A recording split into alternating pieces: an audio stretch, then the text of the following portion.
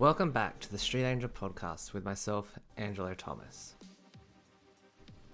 So, today's episode, or this week's episode, and sorry it's late, I got completely distracted with time. It's been one of those weeks where I literally forgot what day it was, and normally I record them on Tuesday or Wednesday, but it's Thursday, which is awesome. Sorry, my voice has just gone changed. I had a lot of spirits around the place, a lot.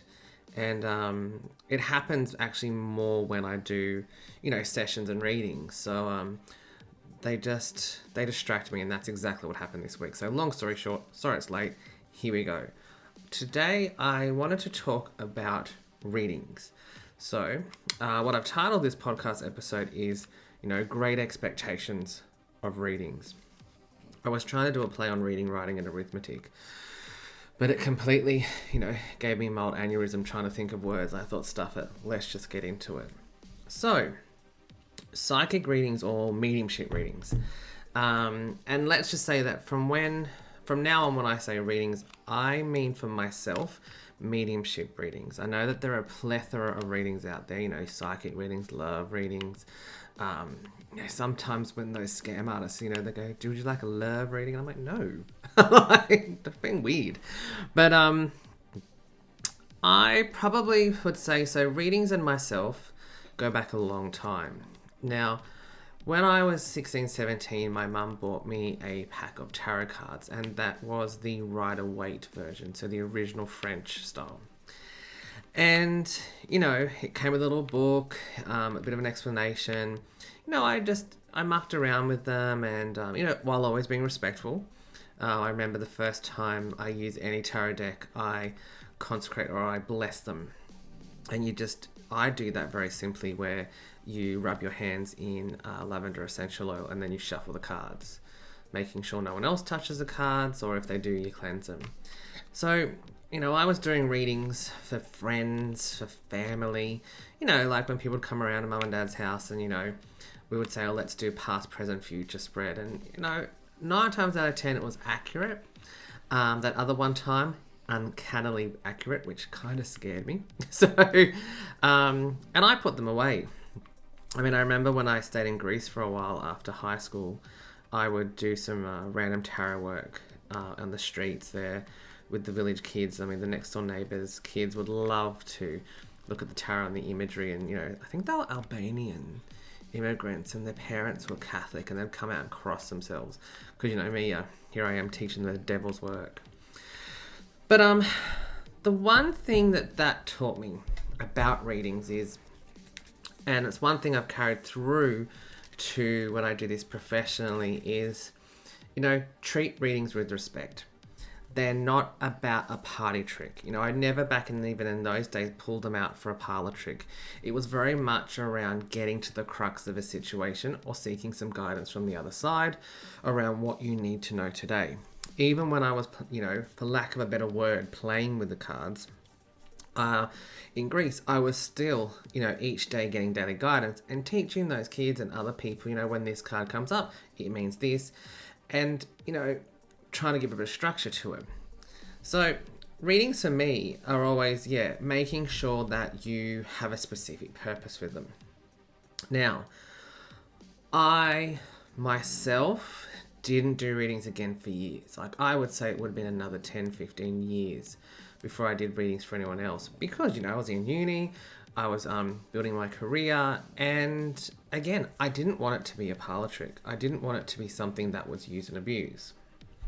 So, what happened for me was when I got back into readings, and basically, I'm just giving a little bit of history of my readings before I get into, around good reading etiquette, the do's, the don'ts, is that out of nowhere, when I was living in Darwin, I was talking to a friend of mine, my friend Cherie, if she's out there listening. Her and I have awesome Zoom sessions of a night where we're singing our hearts off to Annie Matthews. But we were hanging around having a coffee that morning, and she was mentioning that, there was this really, great medium that she'd give them a call. She used to come to Darwin a lot, and she was coming in town for a show in a couple of months. And I said, oh, that's pretty cool. Like, I've always been interested in that stuff, you know, because I didn't really tell anyone that I was seeing a spirit over a shoulder. So I went and, you know, got the number off her and booked in for the reading. You know, a couple of weeks later, I had the reading, and it was quite funny because as soon as I got on the phone to this person, we were both cracking up laughing. You know, I sometimes burst into laughter for no reason. I remember people sharing, you know, when I had an office at work, people said that, you know, my laugh could cut through concrete because it would just come straight through the office. But anyways, lo and behold, this woman's like, I just can't help but laughing. And I'm like, yeah, that's great. So we were just laughing together. But she kept coming back to this statement where she says, I don't know why, you know, back in those, it was like $75 or something. Could be more, could be less. I'd be lying if I told it what it was exactly. But she basically said, I don't know why you've wasted your money. You know, you can do this yourself. You should be doing readings. And I really liked her style of readings where the expectation was basically put on you, the individual, the sitter, the client, not on her as the medium, where she said, right, sure, yeah, you can book in for a reading, but you have to have questions. Minimum at least one question or a situation. Best if you have more. Because basically she didn't want to spend that hour reading you. You know, and by reading you, I mean, okay, so you've got a grandma here, you've got a person here. And, you know, you spend like 20 minutes. All right, their name was Bob. No, not Bob. Oh, it was Robert, but yeah, he called himself Bob. All right, he died when he was in his 70s. Yep, okay, cool, all this stuff. You know, you sit there for about 20, 30 minutes, but by the time you name everyone in the room and do a bit of a roll call of your spiritual crew, you've wasted time. And so I had a question for her in mind, and no, you sneaky buggers, I'm not mentioning what the question was.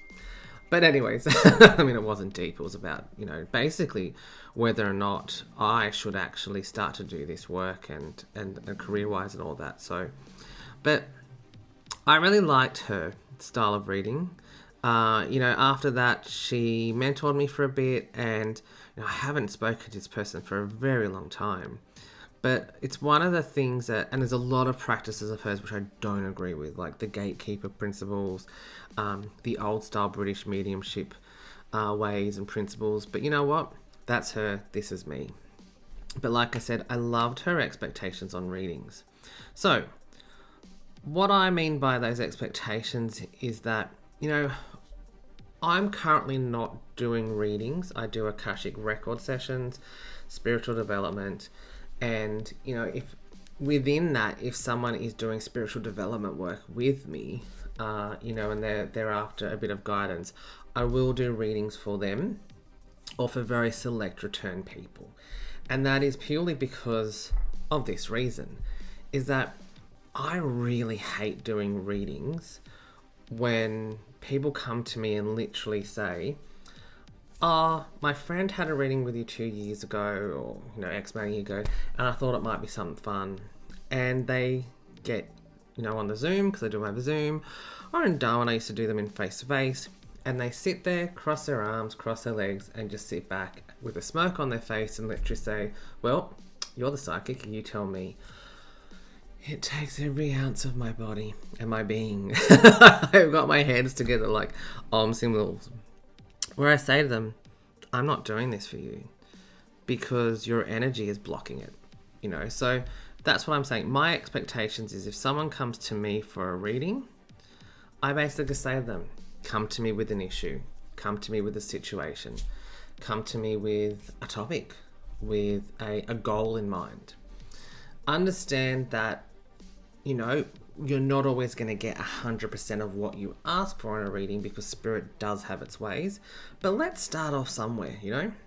Let's actually start somewhere where I'm not spending 20, 30 minutes proving myself to you or spirit proving themselves to you, you know.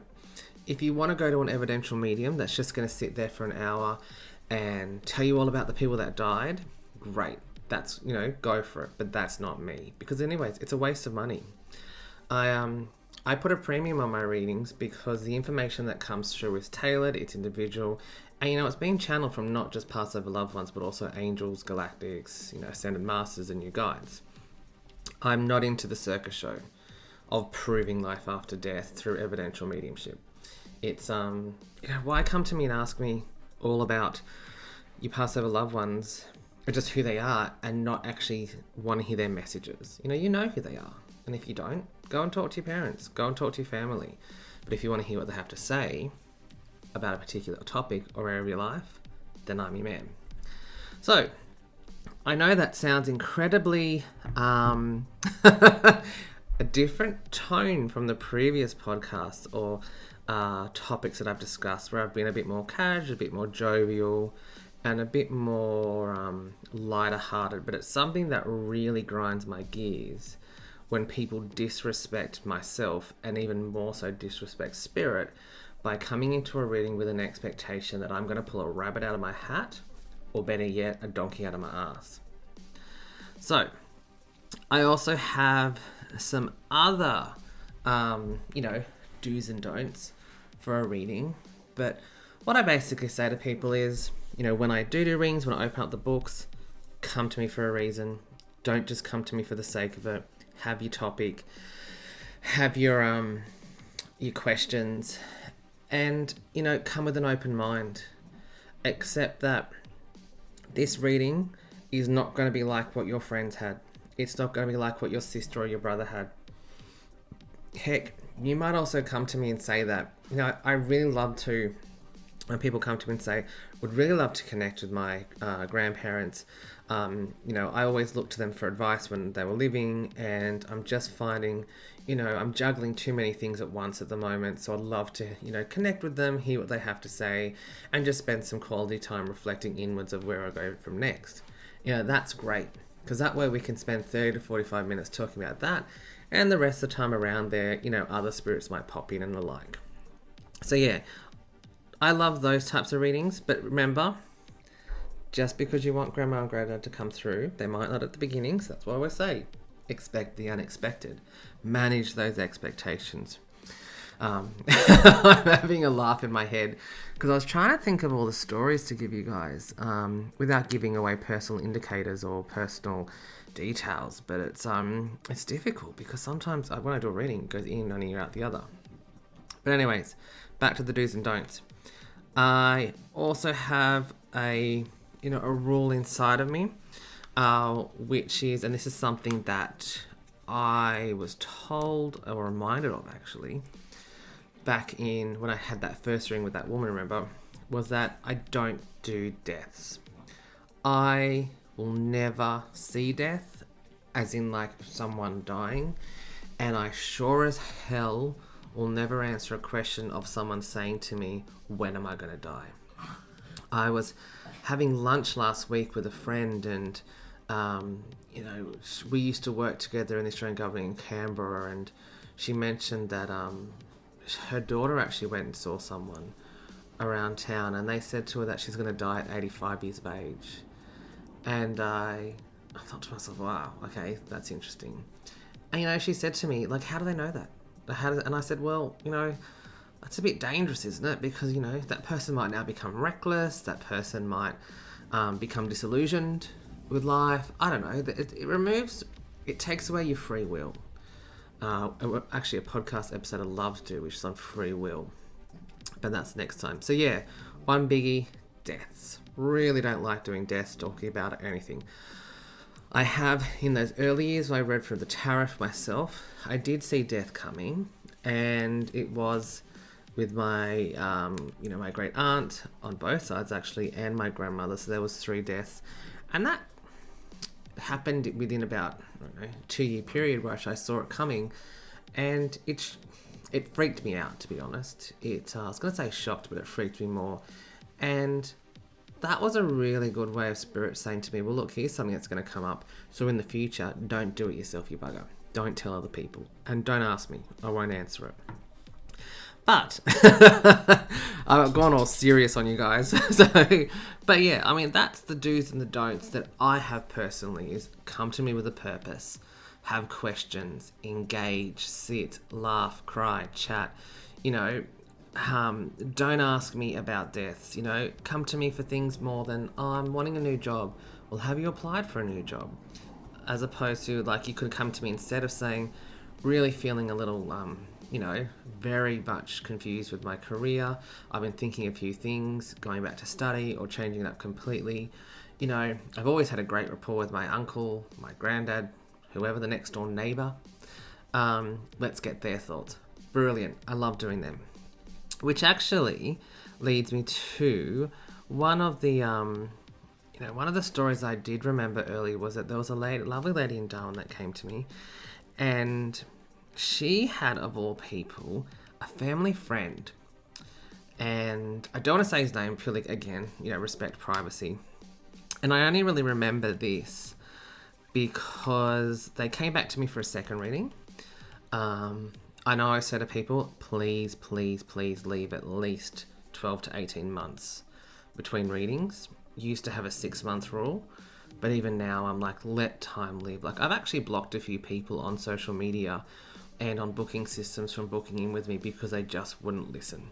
I will not give you a reading and then 3 or so months later give you another one because everything hasn't happened yet. Christ on a crusket. Give spirit a chance. But anyways, this lady, lovely, she gave it a chance. She came back again just to touch base. But I remember reading through our messages that we're writing back, and it was just really awesome where, it was a family friend, a neighbour at the time, which was growing up, who actually came through, who, she would go over and sit and talk to, she would chat to, she would tell her world's problems, and he would sit there and, have a cup of coffee, whether it be on the porch or the kitchen table, and basically nut it out with her. And that's a very similar situation to what happened in a reading. He just came flying through, like pushed grandma and granddad out of the way, pushed guides out, and they sat. And I mean, that's what it's all about. I absolutely love those readings. Some other ones that I've had is, I've had some great readings where there was this one time when a lady kept coming to me, and she was asking about a love life, basically. I call this the Thunderstruck reading. And the whole time, I was trying to focus on this lovely woman, talking about her love life. And it was, again, there was like going back to the cliches of working on herself, making sure she was ready. And, we're talking about that. And out of nowhere, which is why I've got to say, when you do this, when you have a reading, is to go in there with an open mind without the expectations. Her mum kept playing the Thunderstruck song to me over and over and over. And in the end, I said, look, Lady X, can I have to interrupt here? Why is this happening? Why is your mum yelling this? And basically what happened was that when she was younger, whenever there was a thunderstorm, her mum would tell her that it was, the angels in the heavens rearranging furniture up there. Basically just to help the children, visualize something fun, something playful, so that way they didn't get scared when there was a thunder and lightning. And, I'm paraphrasing, and then from that, the message came through, which was, again, from spirit, or from the spirit world, or from the realms of the unseen. Her mum was saying, again, just calm down, it's gonna be okay, we'll get through this. And remember the times I told you that God was rearranging furniture like this with your love life. I'm just letting you know, don't get worked up. Let's work through it together. That nice way of placating. Now, it might come off condescending, but at the time it didn't. It was really sweet. And I have touched base a few times with this person as of late. And it's reminded me today to actually send them a message to see how they're going.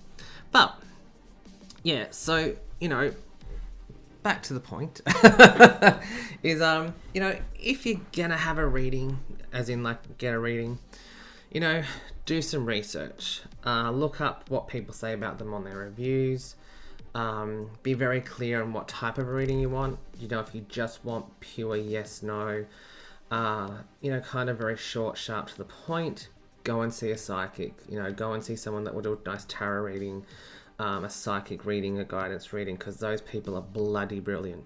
I've known a lot of psychics in my time, and absolutely amazing.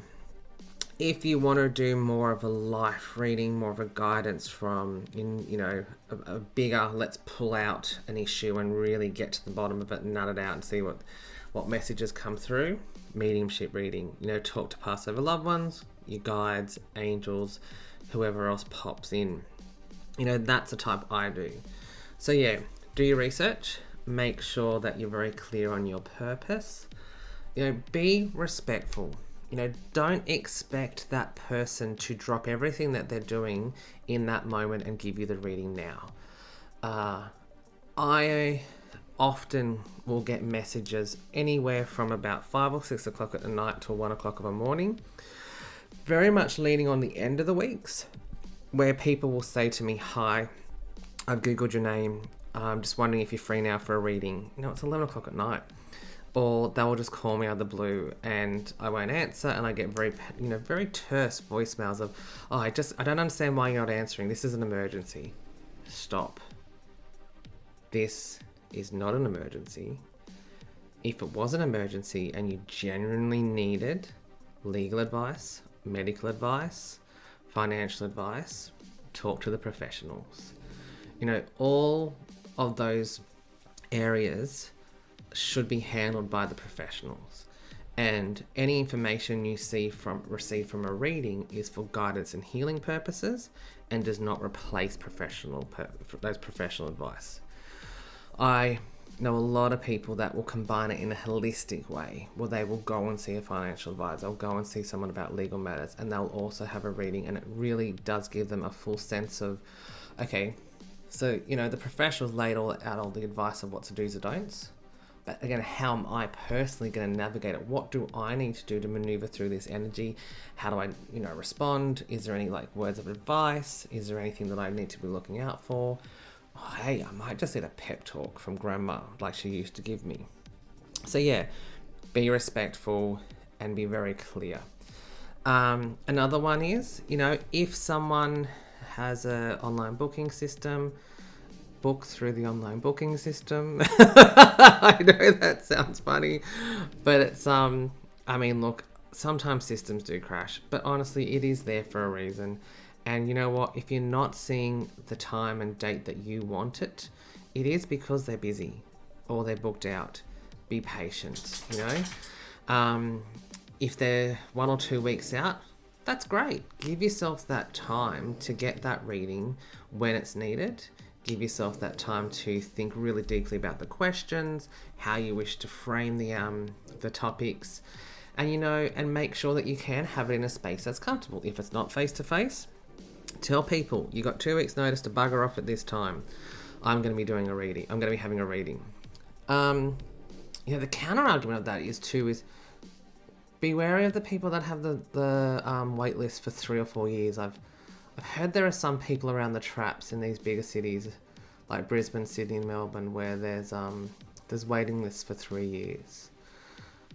While those people might be amazing and they might be bloody awesome at what they do, hop onto Google, hop onto Facebook, Instagram, go around to some of the spiritual shops, the holistic healing centres, and see if there's a local reader that might have a bit more availability, or there's someone across town or even across the country that might be available within that 2 to 3 week time frame. Even if you have to wait a month or so, that's great.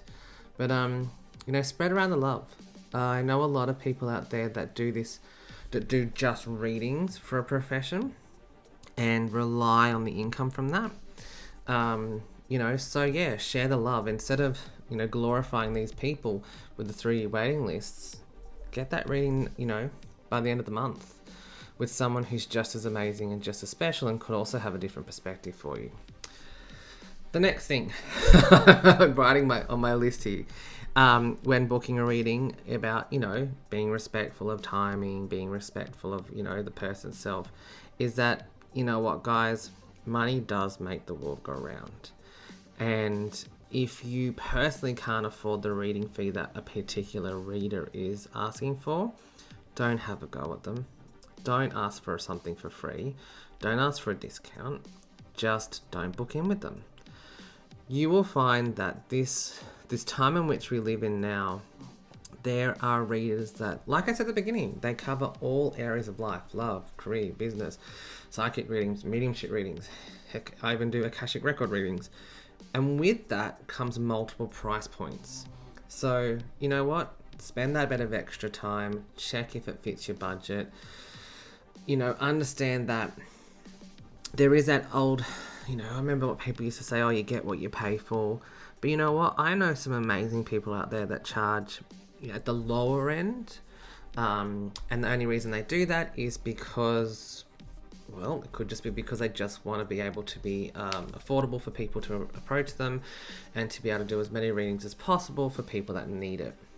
I know other people that charge up of inwards of excess of $400 to $500 for a reading, which is eye-wateringly obscene. But you know what? Who am I to judge? Personally, I wouldn't do that. So yeah, it is going to cost money. It isn't... what is it? I had someone say to me, oh, that's not very spiritual of you because I wouldn't do free readings. And I was like, well, Woolworths isn't really going to accept love and light when I go to pay for the groceries. But don't go in there with that expectation that just because they're a spiritual person or they're a new ager or they're very loving and love and light, don't go in the expectation that they have to give you this service for free. Readers are not here for you to exploit and abuse. That money is not a dirty thing. You should be having an energy exchange with them, and that is in the form of currency. I know a lot of people out there that love to do energy exchange readings where you give me a healing, I give you a reading. Fantastic. But again, don't expect that of someone. Wait till it's offered or have it come up in conversation, or know them really well before you do that. So yeah, there are some of the next times you have a reading, just to have in the back of your head. Be polite, understand it costs money, understand these people have lives. They're not always going to be available for you. They're also going to have to pay rent. And that, go in there respectful, open, and with a question. So, let me just double check that I've covered everything off. Yep. I might leave you guys with another example of a reading that I've done in the past, which I can remember. Like I said, I can't remember readings for the life of me. But this person came back and spoke to me about it. And that would be, it was one of my very first readings in Darwin when I had people come to my place. It was awkward as all F-U-C-K. The first 10-20 minutes, I was trying to help this person and they had their legs crossed, their arms crossed. They almost had their back to me at one point. They were squirming. And I just said to them, what are you doing? What the heck is going on here? I'm literally pulling rabbits out and I'm doing the best I can. You're not into it? And they just said to me, no, you're right. So we both stood up, shook ourselves down, sat back down, and instantly, within seconds, as soon as this person's mindset changed, a friend of hers who passed away from an accident around railway tracks walked straight into the reading and it just went off like a frog in a sock. From that point, there was beautiful guidance coming through. There was laughter, there was tears. The energy was palpable. I was seeing lights, I was seeing orbs. I think we went overtime, actually, went to an hour and a half. And, I just remember walking out thinking to myself, if only this person had come in with an open mindset from the beginning, we wouldn't have had that awkward uncomfortableness that I felt marred tarred a little bit the rest of the reading. Because again, she was incredibly apologetic. We spent a lot of time going, no, it's okay. Oh, I'm sorry. No, it's okay. You know what I mean? And, so yeah, use as an example, guys, that if you are so inclined to request a reading or to book in for a reading, just go in there with, minimal expectations, maximum openness, take what comes as what it comes, sometimes with a grain of salt, let it wash over you, and just really enjoy the experience. Don't make the reader nervous and make them guess a number. I remember that once. I was down at Lake Bennett on a weekend off and this bloke wrote to me. I can't remember his name, but he wrote to me and said, I'd like to book in for a reading, but the only way I'll book in for a reading is if you guess the number I'm thinking. And I wrote back to him and I said, I don't have a number, but I have a few words. And, I probably shouldn't have lost my cool like that. And he just said, oh, well, typical, just like a lot of them. And I was just like, I'm not jumping through hoops, mate. Either book in a book or don't. Read my reviews. I wouldn't even mind it if you're a bit scared. I'll have a quick 5-10 minute chat around what I do. So yeah, be polite, guys. It's not hard. If you are after a reading, with myself, I would probably recommend that you go onto my website, have a bit of a read of what I do. That's angelothomas.com.au. Have a read of my Facebook posts, read a few of my reviews, and see, once I do pop up, readings back again, let me know. Book in, have a chat. Even if you have some questions, share some stories about, have you had some readings that are absolute doozies, or have some awesome readings? Would love to hear that from you guys. I know I once had a horrible reading. It was just, I just can't even talk about it. I'm like, I'm currently rocking backwards and forwards on my chair. I had it written down to give an example of a bad reading, but I just can't, because it was just so horrible. And I felt so sorry for this person doing the reading, and I had to stop them. But yeah, let me know horrible readings. They do happen. We are humans. I count myself lucky that I've never had to stop a reading or had someone cut off a reading with me, that it has landed. But it's not to say that it might not happen in the future. So yeah, share some stories. Like I said, not doing mediumship readings quite at the moment because I am just super busy with writing and having my deck published.